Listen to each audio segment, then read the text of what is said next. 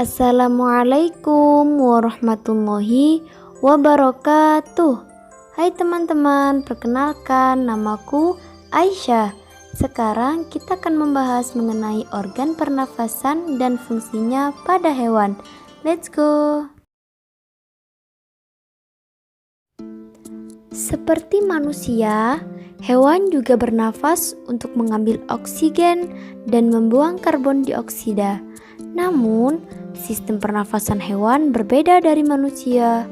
Bahkan, sistem pernafasan pada hewan pun berbeda-beda sesuai jenisnya. Berikut sistem pernafasan pada beberapa jenis hewan.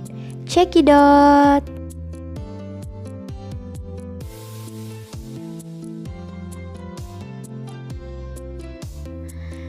Yang pertama yang akan kita bahas adalah cacing tanah. Cacing tidak mempunyai alat pernafasan khusus. Cacing bernafas melalui permukaan kulit. Kulit cacing selalu basah dan berlendir untuk memudahkan penyerapan oksigen dari udara. Oleh karena itu, cacing menyukai tempat lembab untuk menjaga supaya kulit tubuhnya selalu basah dan berlendir. Nah, di bawah permukaan kulit cacing yang tipis terdapat pembuluh udara. Saat udara masuk melalui kulit, oksigen akan diikat oleh darah. Pada darah cacing terkandung hemoglobin, lalu diedarkan ke seluruh tubuh. Zat sisa pembakaran berupa karbon dioksida dan uap air. Keduanya dikeluarkan dari tubuh juga melalui permukaan kulit.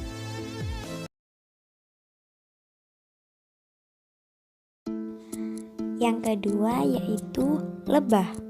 Lebah adalah salah satu jenis serangga.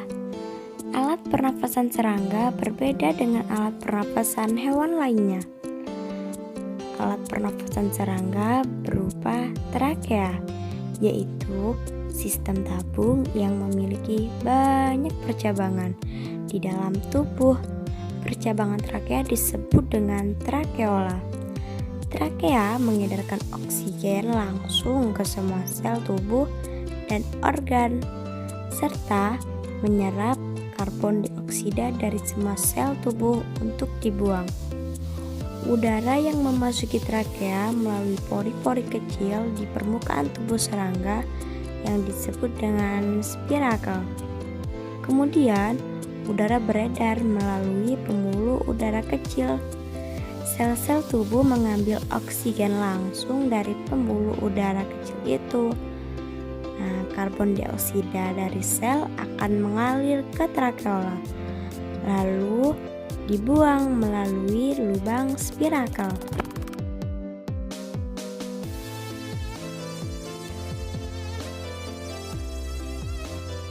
Selanjutnya nomor 3, kita akan membahas mengenai ikan. Ikan termasuk spesies air yang sering kita jumpai. Ikan juga bernafas ya teman-teman. Ikan bernafas dengan organ khusus serupa dengan saringan yang disebut dengan insang. Oh iya, insang itu berbentuk lebaran tipis berwarna merah muda dan selalu lembab. Saat ikan membuka mulut dan rongga mulut mengembang untuk menghisap air, berikutnya mulut ikan akan menutup dan insang akan terbuka. Gerakan mulut ikan yang menutup bersamaan dengan terbukanya insang secara bersamaan memompa air keluar dari rongga insang merupakan saat-saat pernafasan ikan. Selanjutnya yaitu kata. Kata termasuk dalam kategori hewan amfibi. Amfibi adalah hewan yang hidup di darat dan di air. Saat masih kecebong, katak hidup di air dan bernafas menggunakan insang. Insang kecebong berada di luar tubuhnya, berbentuk lembaran-lembaran kulit halus yang mengandung kapiler darah. Nah, setelah berumur 9 hari, kecebong bernafas menggunakan insang dalam. insang dalam akan menyusut seiring mulai berfungsinya paru-paru, dan katak muda pun tumbuh dewasa. Setelah katak dewasa, maka katak dewasa akan bernafas menggunakan paru-paru dan permukaan kulitnya. Selanjutnya adalah salah satu jenis hewan yang banyak dijauhi oleh masyarakat, yaitu ular. Ular adalah salah satu jenis reptil ya teman-teman. Reptil bernafas menggunakan paru-paru. Saat bernafas, udara akan masuk melalui hidung, lalu ke dalam tenggorokan, kemudian ke paru-paru.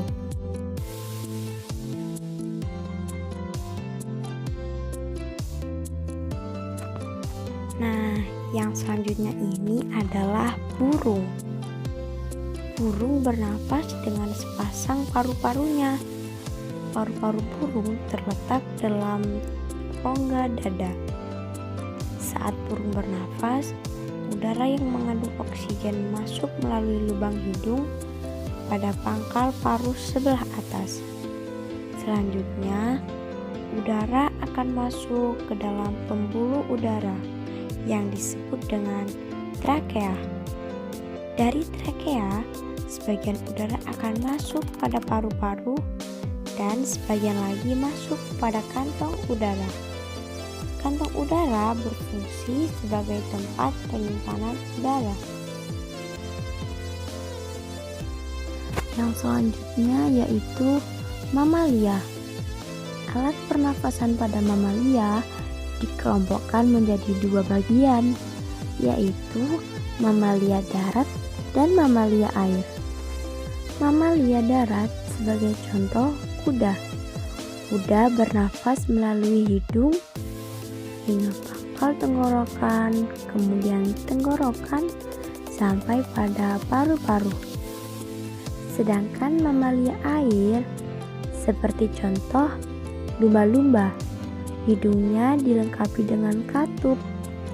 Saat mamalia menyelam, katup akan tertutup. Sebaliknya, saat mamalia muncul di permukaan air, katup akan terbuka. Saat itulah mamalia air akan menghirup oksigen serta mengeluarkan karbon dioksida dan uap air. Nah, coba sekarang siapakah di antara hewan di bawah ini yang bernafas menggunakan trakea? Apakah nomor 1, ataukah nomor 2, ataukah nomor 3? Aisyah tunggu ya teman-teman. Nah, yang jawab nomor 3 benar. Hebat. Itulah jawabannya, yaitu lebah. Sekian dulu ya teman-teman. Sampai jumpa lagi dengan Aisyah. Wassalamualaikum warahmatullahi wabarakatuh.